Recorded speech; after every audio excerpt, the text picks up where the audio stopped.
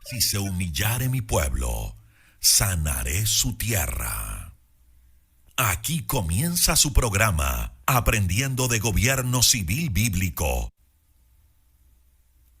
¿Te has preguntado cuál es la forma de gobierno correcta propuesta en la Biblia para una persona, una familia y una nación? Tus respuestas aquí, con el doctor Ricardo Molina, director de la Facultad de Educación de la Universidad de las Naciones en Bucaramanga, Colombia. Nos damos un cordial saludo, una bienvenida para todos nuestros oyentes, seguidores de nuestras redes sociales y de esta su emisora Busco Anti Radio. Donde estás, no es el final, hoy es jueves. Continuamos con la programación para este día. Estamos con la presencia del doctor Ricardo Molina y Michelle Carreño en el segmento Gobierno Bíblico. Así es que, doctor Molina, Michelle, bienvenidos, ¿cómo están? Pues muy bien, Jorrito, gracias. Un placer poder estar con ustedes nuevamente hoy, jueves, 4:00 de la tarde, con este programa que es muy diferente a todos los programas que existen en Colombia o Latinoamérica, que hablamos específicamente de gobierno civil bíblico.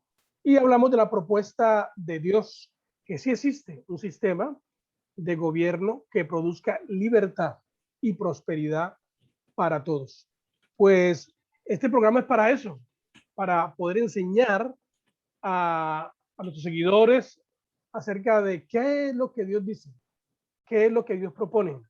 Y por supuesto también es una oportunidad para poder entrevistar a algunos personajes en el ámbito nacional que están en la política, de los cuales podemos aprender muchas cosas, pues de gente que está colocando su grano de arena en el gobierno civil para que mejore nuestra sociedad. Están pasando muchas cosas hoy, de estos días, pero antes de que hablemos de esto, estoy invitando, o no invitando, no, quiero saludar a la coequipera Michelle Carreño.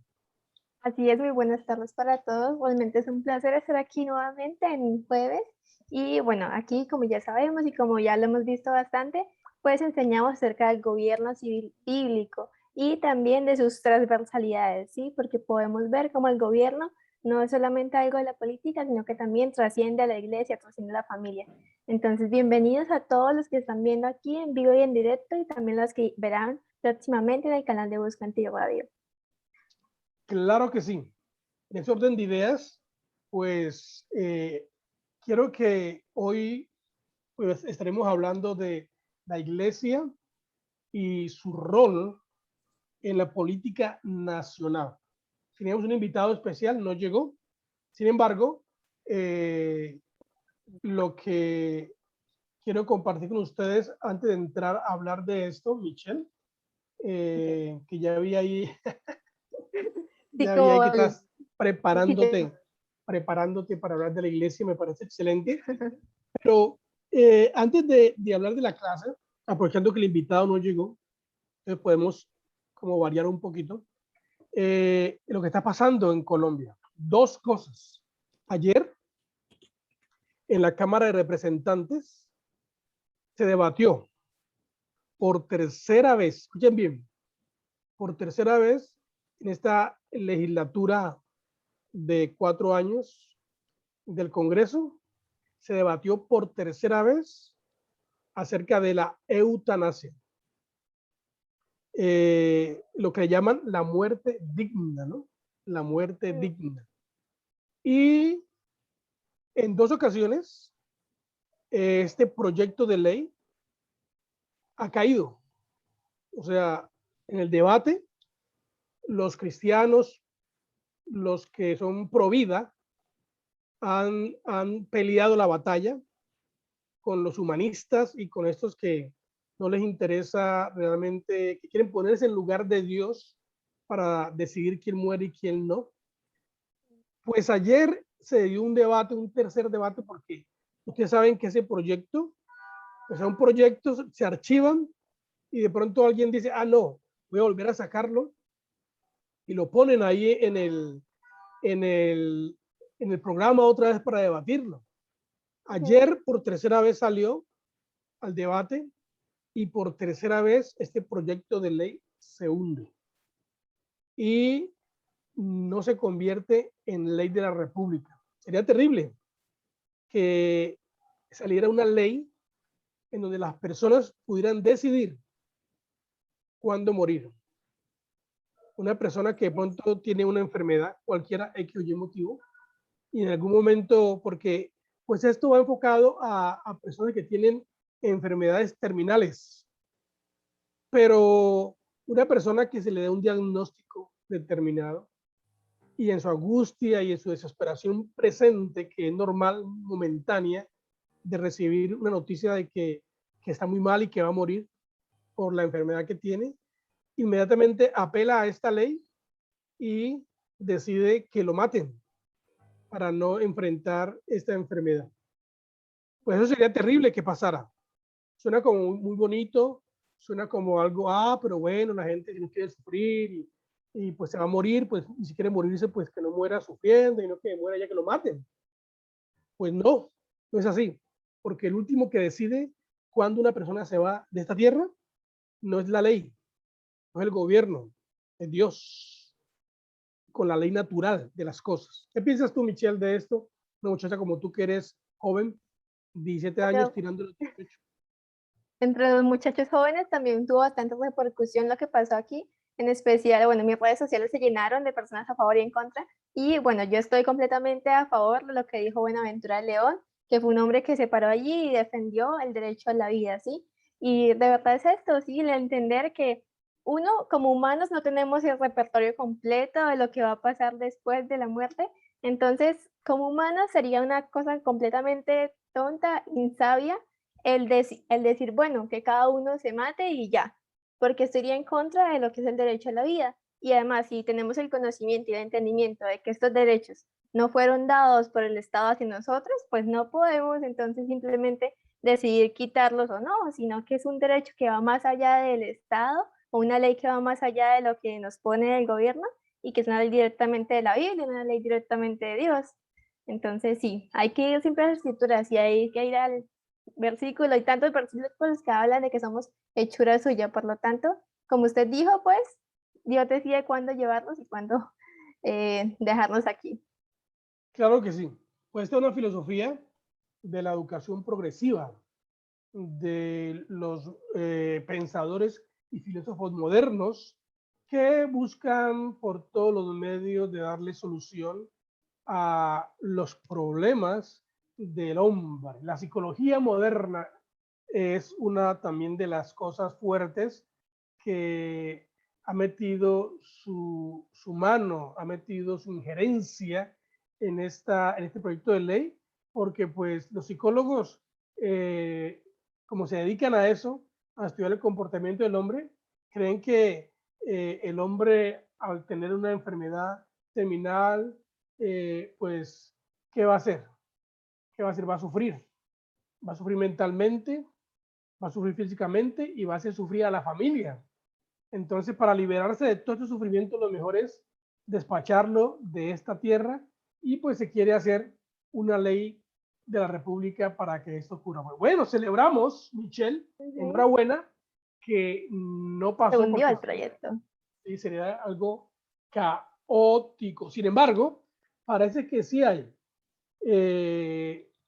como unas cláusulas, como están en lo del aborto, ¿no? Porque también es otra cosa que quería hablar ahorita mismo, porque hoy mismo se está haciendo una manifestación pública en Bogotá en contra del aborto. Hay mucha gente pro vida que está en la calle ahora mismo, están en el parque, en los parques de Bogotá, haciendo su manifestación en contra del aborto, porque pues sigue la amenaza, ¿no? La amenaza de la Corte Constitucional de querer colocar el aborto como algo legal. Sabemos que no es legal tristemente en tres casos específicos, pero no es normal, no es ley de la República el aborto. Pero la eutanasia también creo que tiene unos casos especiales, tal vez donde se puede aplicar eso de la pena de la muerte. Sin embargo, bueno, leí por ahí ¿cómo se dice? Una publicidad muy bonita que hablaba que el aborto es la pena de muerte para un bebé. ¿Qué te parece eso, Michelle? El aborto Sí. es la pena de muerte para un bebé.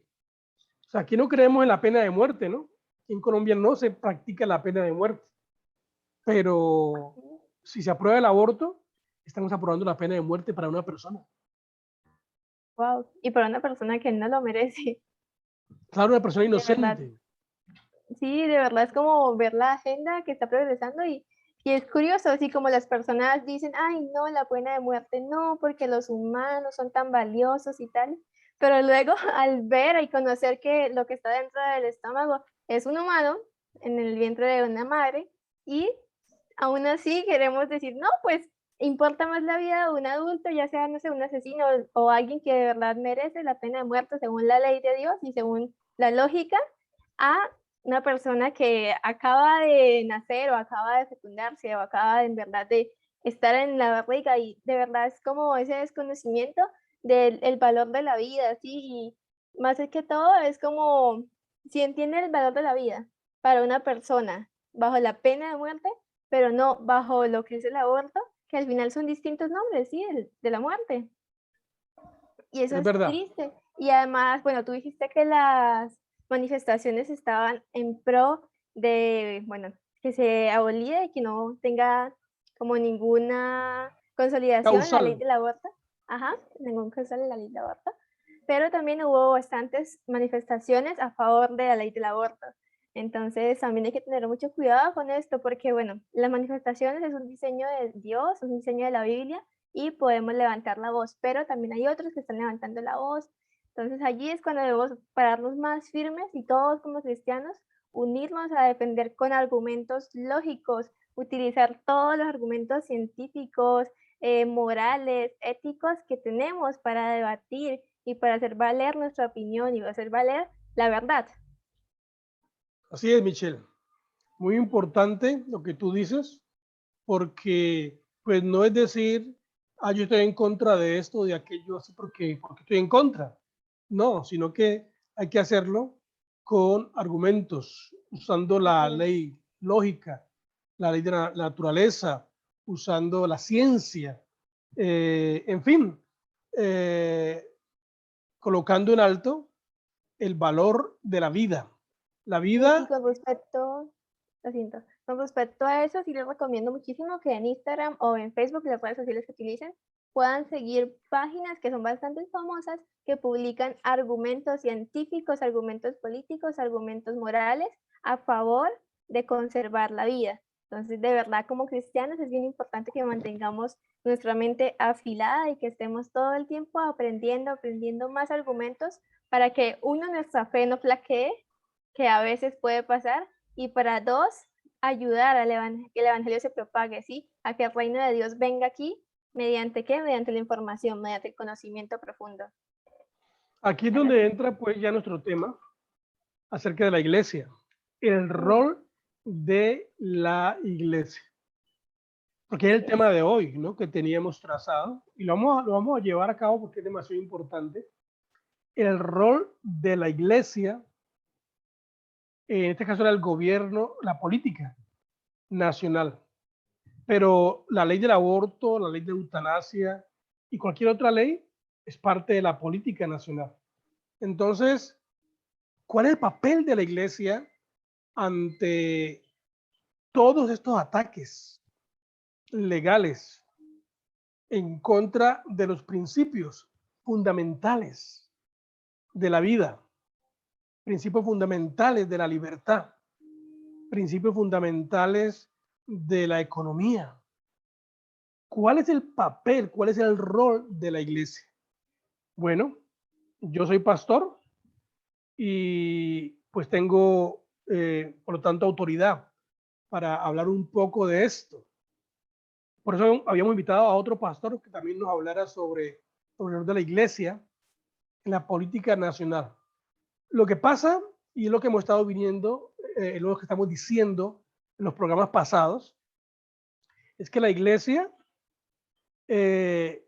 protestante, se ha hecho aparte, se ha aislado de los asuntos sociales.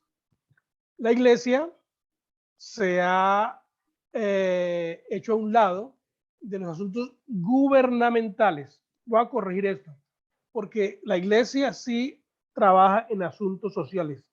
Si alguien es experto, si una agencia es experta en trabajo social, esa es la iglesia. ¿Por qué razón? Porque la iglesia trabaja con familias, ayuda a familias en riesgo. La iglesia trabaja con niños en riesgo. La iglesia trabaja con gente pobre que tiene necesidad, da comida, da ropa, ayuda a las necesidades que la gente tenga. La iglesia tiene agencias, aparte de ella, fundaciones, para ayudar a restaurar a la gente que cae en problemas de drogadicción. La iglesia ayuda a las mujeres que tienen problemas de prostitución y quieren salir de ese sistema de vida. La iglesia tiene programas para niños huérfanos. La iglesia tiene programas para dar comida al que necesita. La iglesia hace programas de salud, brigadas médicas. La iglesia está siempre en los sectores donde hay mucha necesidad. Ahí la iglesia está. Entonces la iglesia es experta en la ayuda social. Entonces esa parte es muy fuerte. Pero hemos dejado de intervenir en los asuntos que tienen que ver con el gobierno, la política, las elecciones. Nosotros nos dedicamos a ayudar a la gente y nos olvidamos de lo que está pasando en el Congreso, que el Congreso hace leyes, que el Congreso legisla, que el Congreso coarta o corta la libertad, que el Congreso comienza a tomar fuerza y poder en la parte de la economía que no le corresponde, la propiedad privada de los individuos. Esa parte se nos olvida. Cuando hay elecciones, Michelle, mira, cuando había elecciones, en mis tiempos, ¿no? Cuando recién comencé mi cristianismo, nosotros nos íbamos de retiro para no participar en esos asuntos paganos, en esos asuntos mundanos. Eso hacíamos nosotros. Y no nos importaba quién gobernaba, ni quién quedaba en el Congreso, ni quién era el alcalde, ni quién era el concejal, nada de estas cosas. Es un problema grave. ¿Qué piensas tú, Michelle? Uy, de verdad, bueno, con lo que me comentas, pienso que ahorita la iglesia como que en verdad ha entendido un poco más de su labor y su papel, aunque ahorita nos falta muchísimo, sí, con muchas iglesias, pero al menos ya no veo tantas que se escondan en retiros en época de votaciones. Y en verdad es ver cómo Dios está trabajando para que en las iglesias también haya libertad. Y con libertad me refiero a la libertad de comprender completamente lo que es la Biblia, sí, comprender completamente que en todo el libro que Dios nos dejó, pues está escrito que sí debemos participar en política, es más, que debemos impactar en la política, que realmente no es como algo aislado de lo espiritual, sino que al contrario, es una parte fundamental de la sociedad en la cual se mueven muchas cosas espirituales y en la cual debemos no solamente orar, que sí es lo más valioso y es el inicio de todo, sino que también debemos participar y participar votando o también diciendo yo me voy, yo quiero ser elegida, como el señor Ricardo Molina que ya dijo esta es de tanto que predico hoy voy a accionar. Entonces sí, como tú decías, en verdad la iglesia debe pararse firme al respecto y empezar a desde el púlpito, así como decían en Estados Unidos los fundadores, pues poder predicar la palabra de Dios completa y poder predicar completo acerca de la conciencia que debe estar limpia. Así es. Ahora que tú dices de la iglesia en Norteamérica, aquí te voy a leer esto que dice aquí. En la Norteamérica colonial, los púlpitos estaban inflamados con una visión mundial bíblica. Los pastores usaban cada oportunidad posible para educar al pueblo en los principios de libertad. Una importante manera para lograr esto fue el sermón electoral electoral. ¿Qué te parece eso? Wow. En la iglesia en los Estados Unidos, cuando estaban en su proceso, eh, a ver, que es que el pastor va a entrar, Jorito, el pastor Mota va a entrar y dice que no lo deja entrar, no lo deja entrar, déjalo entrar, por favor. Entonces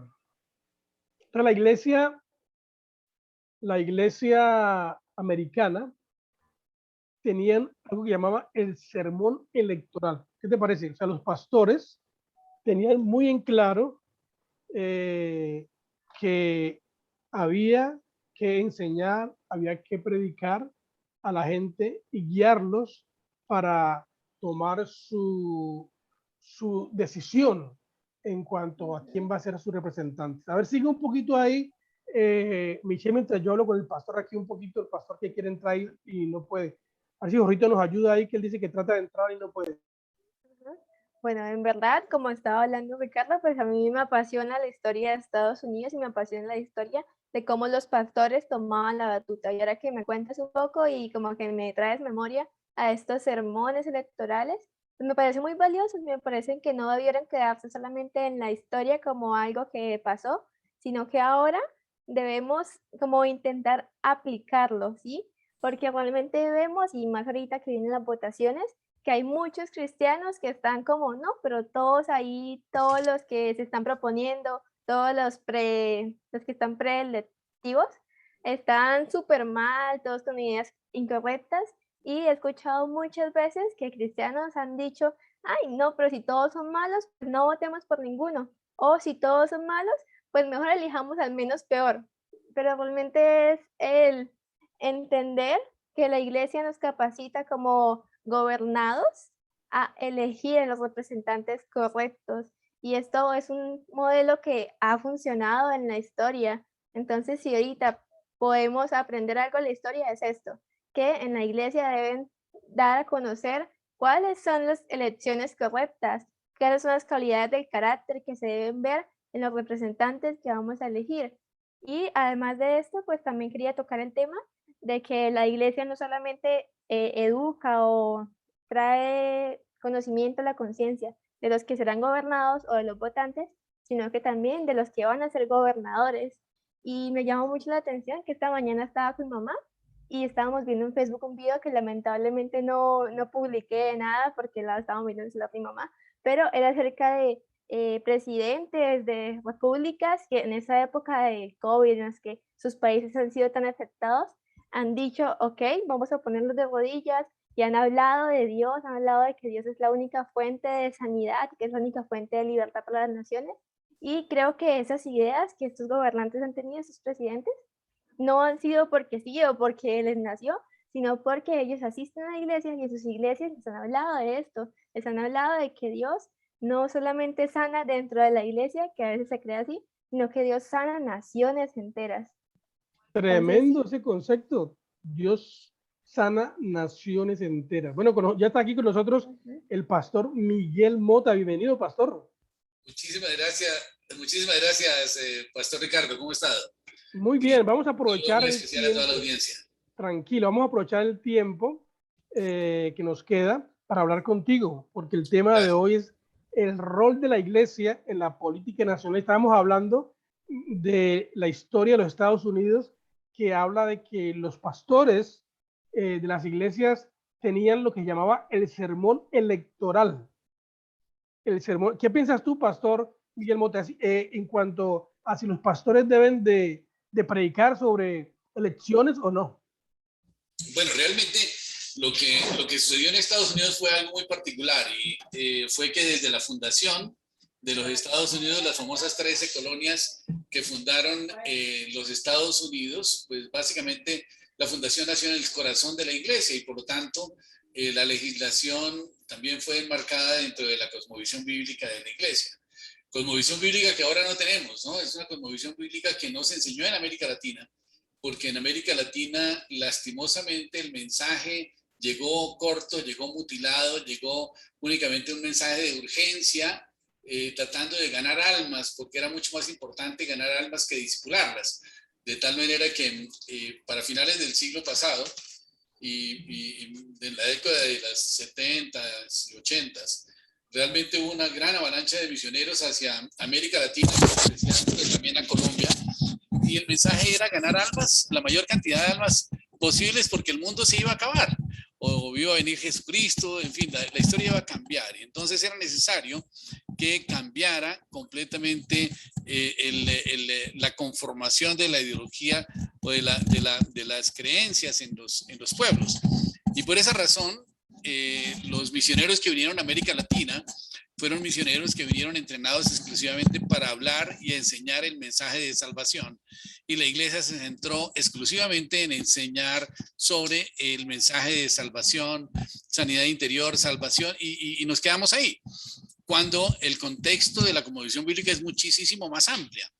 Pero fue muy fácil ganar almas y que todo el mundo se diera cuenta que realmente estábamos adorando a un Dios que no era el Dios verdadero cuando practicábamos idolatría, y que estábamos en un error con la religión tradicional, de tal manera que el propósito era ganar almas para Cristo y nada más, porque pues como ya venía el tiempo del fin, entonces no pensaron los misioneros que no era necesario capacitar a las personas para poder vivir en una sociedad más próspera y más feliz, sino que simplemente era suficiente con que ganáramos las almas.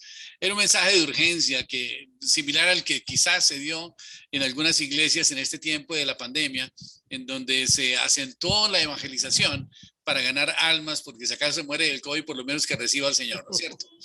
De tal manera que eso sucedió, pero en Estados Unidos particularmente desde su fundación y hasta la década de los 50, la iglesia tuvo una participación supremamente activa en las elecciones, y la iglesia era la que promovía principalmente los miembros al Senado de los Estados Unidos y a las cámaras.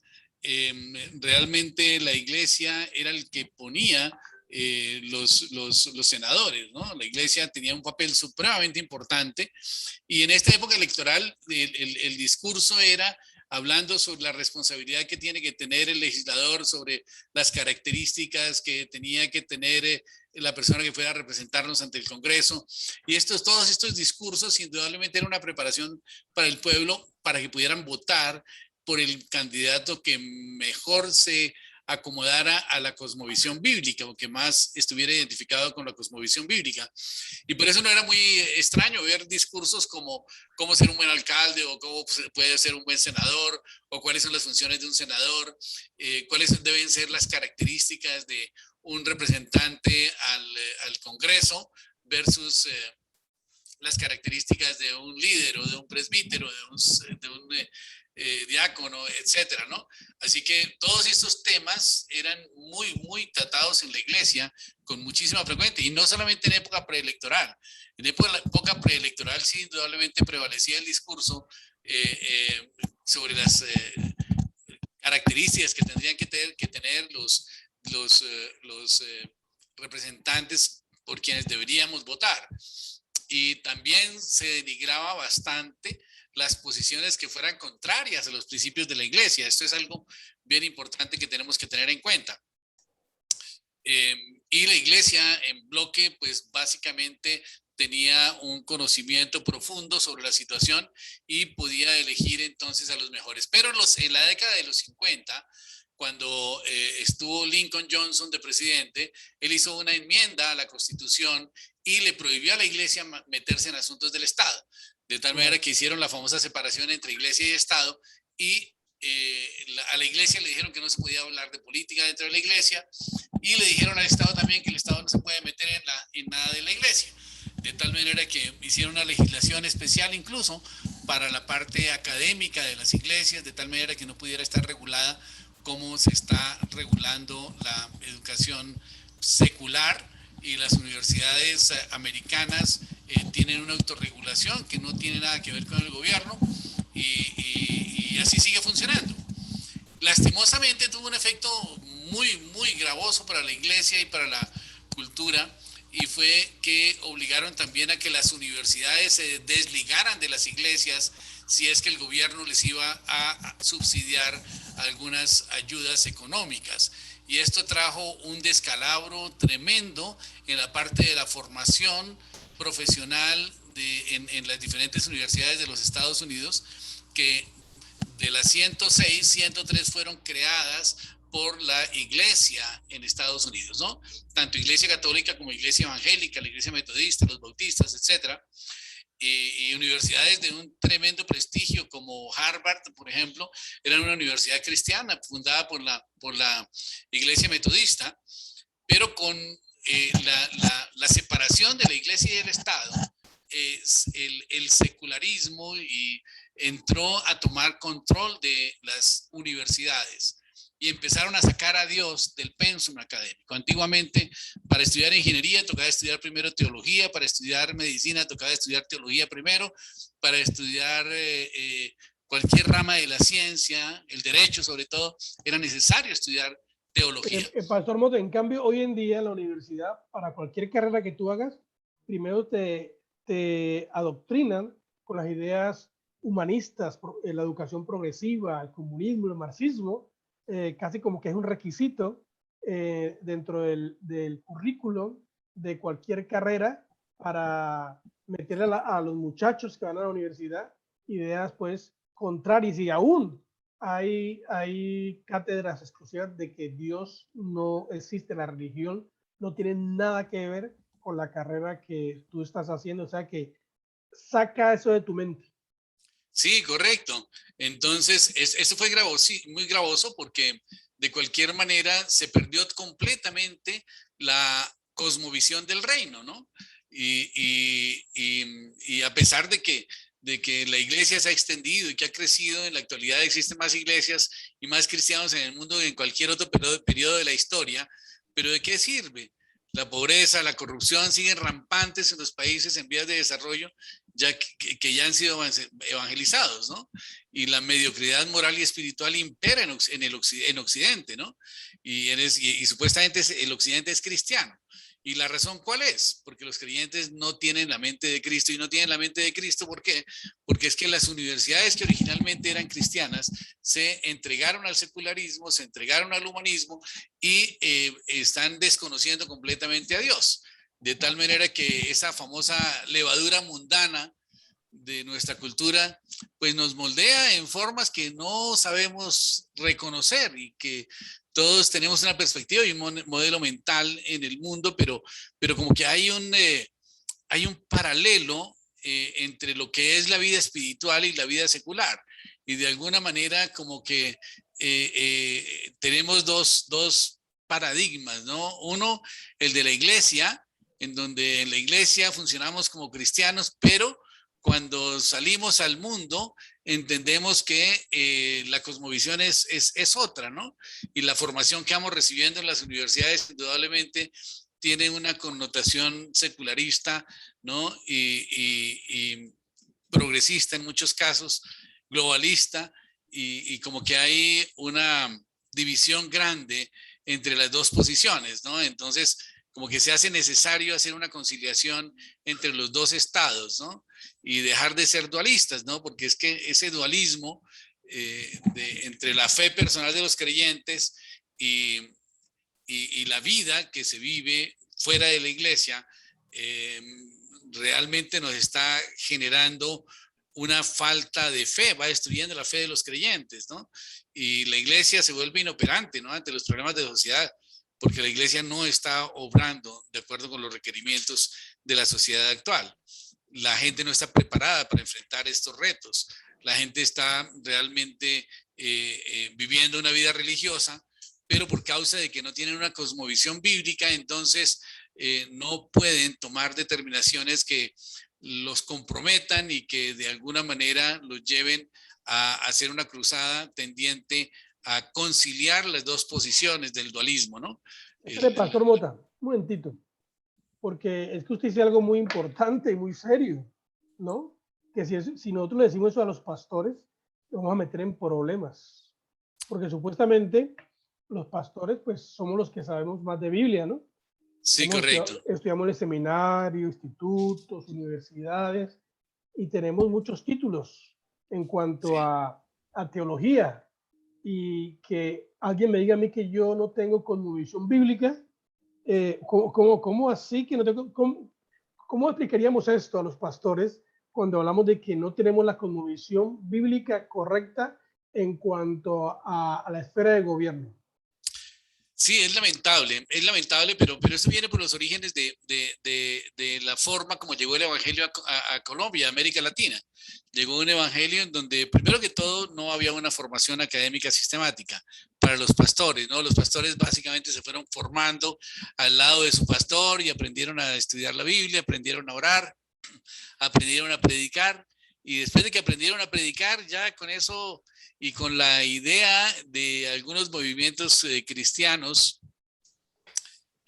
pentecostales que dicen que el Señor es el que va a poner las palabras en nuestra boca, pues Sí, con que no hay, ella, para eso ya es no hay que suficiente, ¿no es cierto? estudiar, que esto es del diablo, que no hay que Piensa que preparar. no es necesario, exactamente, no creen en los procesos, ¿no? Creen más en los milagros, en la administración del Espíritu Santo. Y yo no estoy negando eso, pero lo que sí sé es que el Señor quiere que nosotros nos formemos y nos preparemos adecuadamente para poder enfrentar las problemáticas que tenemos que enfrentar como una iglesia de este siglo, ¿no? De tal manera que esta situación que de alguna manera incomoda un poquito a los pastores porque no han recibido una educación sistemática formal. Es necesario tratarla con ellos y persuadirlos de que deben estudiar la cosmovisión bíblica, ¿no? Porque de nada sirve ganar muchas almas si la gente está viviendo vidas mundanas, ¿no? Yo le Una decía, confesión Pastor a los Mota, discípulos, ¿no? yo le decía a Michelle, antes de que tú vinieras, que nosotros, cuando recién comencé mi cristianismo, en el siglo pasado, Sí. en tipos de lecciones, en tipos de cosas así, nosotros nos íbamos para retiros, a campamento, para no enredarnos con los asuntos de este mundo, para no contaminarnos. Sí. Eso era así. Yo personalmente, cuando leía la Biblia, yo no veía nada de gobierno civil en la Biblia. Ahora todo lo que veo es puro gobierno civil por todas partes, ¿no? Pero Sí, yo correcto. estuve en el seminario, estuve en el instituto, estaba en la universidad, me he entrenado y no veía por ningún lado qué tiene que ver Dios, la Biblia y el gobierno civil. Hasta que mis ojos se abrieron. Pastor Ajá. Mota, ¿cómo hacemos?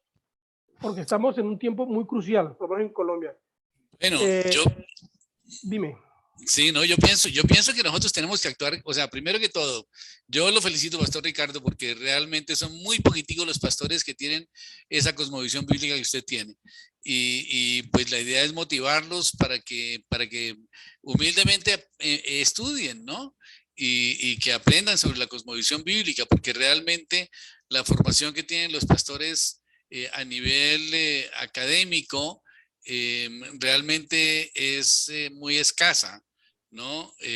Para no decir que es muy pobre, pero, y tenemos que reconocerla, o sea, y no solamente en Colombia, en los Estados Unidos es impresionante, pero los pastores latinos en Estados Unidos están en la misma situación que en Colombia. Están predicando, enseñando sus experiencias como doctrina y están viviendo simplemente un pastorado milagroso en donde se concentran principalmente en la administración del Espíritu Santo y ya estuvo, ¿no? Yo te Y puedo, no, yo te y puedo no se decir, dedican a la formación, ¿no? No se Pastor dedican al Mota, estudio, señor. yo te puedo decir ahí con seguridad que la iglesia en Estados Unidos, en un porcentaje alto, no toda, pero un porcentaje alto de la iglesia latina, está como nosotros Sí, sí, hace 20 años atrás. exactamente. Está peor que nosotros, correcto. Sí, sí.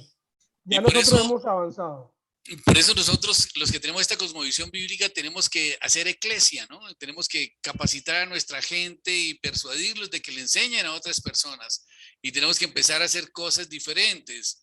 Yo, por ejemplo, gracias a Dios tuve la oportunidad de conocer un poco sobre cosmovisión bíblica desde hace muchos años. Y en ese tiempo, en el año 85, más o menos 84, tuve la oportunidad de enseñar un poco sobre esto en la iglesia donde yo me congregaba en ese tiempo. Y como consecuencia de eso fundamos el Partido Nacional Cristiano en la Misión Carismática Internacional. Y eso fue algo bien interesante porque de alguna manera como que se empezó a vislumbrar una posición diferente a la tradicional en la iglesia, de que la política era pecado y que no deberíamos acercarnos al tema y todo lo demás. Pero realmente si nosotros no participamos en política y no influenciamos nuestra sociedad, finalmente la sociedad termina influenciándonos a nosotros. Y nosotros como iglesia tenemos la autoridad moral para poder delinear la legislación que necesita el país para que sea un país más justo, más próspero y más feliz. De tal manera que nosotros como cristianos tenemos los fundamentos, tenemos la verdad para poder legislar sobre temas tan importantes como el matrimonio, como la familia, como el aborto, como la eutanasia, pero no solamente eso, sino también sobre la educación. La educación bíblicamente es una responsabilidad de los padres, no es una responsabilidad del Estado. Cuando el Estado enseña, cuando el Estado maneja la educación, no educa, sino que adoctrina, ¿no? Y esto es grave porque lo vemos que el país está pagando una gran cantidad de miles de millones de pesos cada año para asumir gastos de educación, pero la gente no está educando, se está adoctrinando. Y vemos que hay un ejército completo de adoctrinadores que son los de FECODE, por ejemplo, que están llevando a los niños y a los jóvenes hacia una extrema izquierda que está en contra completamente del gobierno y que está en contra de los principios bíblicos, porque la izquierda indudablemente irrespeta la propiedad, no respeta la propiedad privada. Piensan que es necesario quitarle al que tiene para darle al que no tiene, pero le quitan al que tiene y no le dan al que no tiene. De tal manera que lo que hacen es volverse ricos ellos y no hay tal justicia social. La justicia en la izquierda es que todos son igualmente pobres, ¿no? De tal manera que se pierde la posibilidad del esfuerzo personal, del desarrollo privado, del desarrollo de la iniciativa, del esfuerzo que normalmente nosotros hacemos en libertad para poder tener éxito y para poder superar metas y lograr objetivos. Y esto hace que la sociedad empiece a caer en una decadencia tremenda y que solamente dependa del Estado. Y en Colombia, lastimosamente, el socialismo se ha infiltrado a tal nivel que hoy el empleador más grande es el Estado, que asume más o menos el 30% del empleo formal del país. Y eso es muchísima participación, cuando en otros países no alcanza a ser ni siquiera el 4%. De tal manera que tenemos una estructura socialista en Colombia en donde el 60% del presupuesto nacional se da para funcionamiento del Estado, cuando en otros países el porcentaje es menos del 10% de gastos de funcionamiento. De tal manera que sí tenemos que ver que la izquierda ha tomado una ventaja enormemente grande por la simplemente indiferencia de la iglesia, que no ha querido tomar ninguna posición ni ha querido desarrollar ningún tipo de pensamiento político cristiano que defienda los principios bíblicos, que defienda la propiedad privada, que defienda la iniciativa, que defienda aún la conciencia. ¿Cómo puede ser posible que nosotros estemos en un país en donde se obliga a los médicos a practicar abortos o a practicar eutanasias?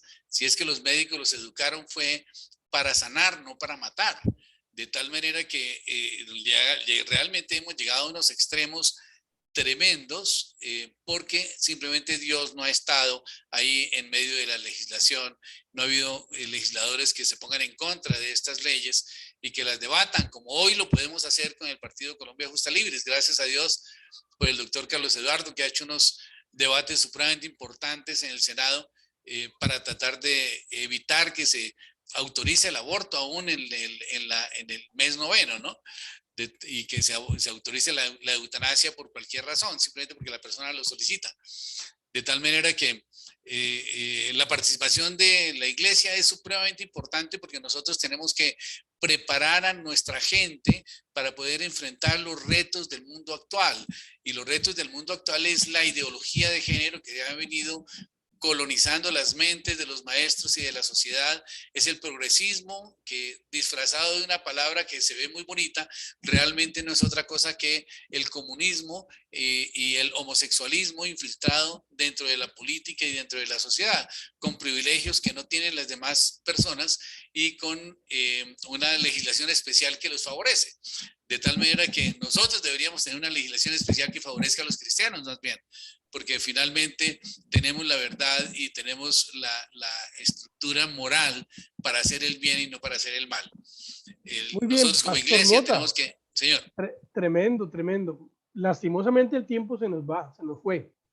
Y creo que quedamos en deuda, ¿no, Pastor Mota? Porque lo que tú estás hablando por favor. es muy, muy importante. A mí me gustaría hablar contigo sobre la historia un poquito del 85, del 90, 91, 92, cuando recién los cristianos comienzan a involucrarse en política. Pues no tenemos el tiempo para hacer eso, pero te tenemos que tener, ¿no, Michelle? Tenerlo en otro programa. Sí, así es. Además, mientras hablaba, pues estaba tomando nota no solamente de los datos históricos, sino también de algunas preguntas que tenía, que ya serán para otra ocasión. Entonces, por favor, señor Ricardo, vuelva a invitar al pastor, porque es muy valioso lo que nos estaba compartiendo. Yo creo que el Pastor Mota, tienes que venir al próximo programa. Claro que sí, con todo gusto, Pastor Ricardo. Bueno, nosotros tenemos programa martes y jueves, pues para que usemos los 45 minutos escuchándote bastante, porque es muy importante lo que tú dices. Eres parte de la historia de ¿cómo llama el Partido Nacional Cristiano? La conformación, y en la Constitución del 91 donde participaron dos personajes muy importantes. Bueno, sí. Eso hablaremos en otra ocasión. Gracias por venir, Pastor Mota. Nada, con muchísimo gusto. Con muchísimo gusto, Pastor Ricardo. Sí, claro. Muy amable, feliz tarde. Bueno, muchas gracias a todos los que nos ven ahorita, los que nos verán. Recordarles que la iglesia tiene un papel muy importante en la política nacional. Estaremos hablando más adelante en otro programa con el Pastor Miguel Mota acerca de esto. Gracias por acompañarnos. Nos vemos el próximo martes con la ayuda de Dios. Bendiciones del Altísimo. Bendiciones.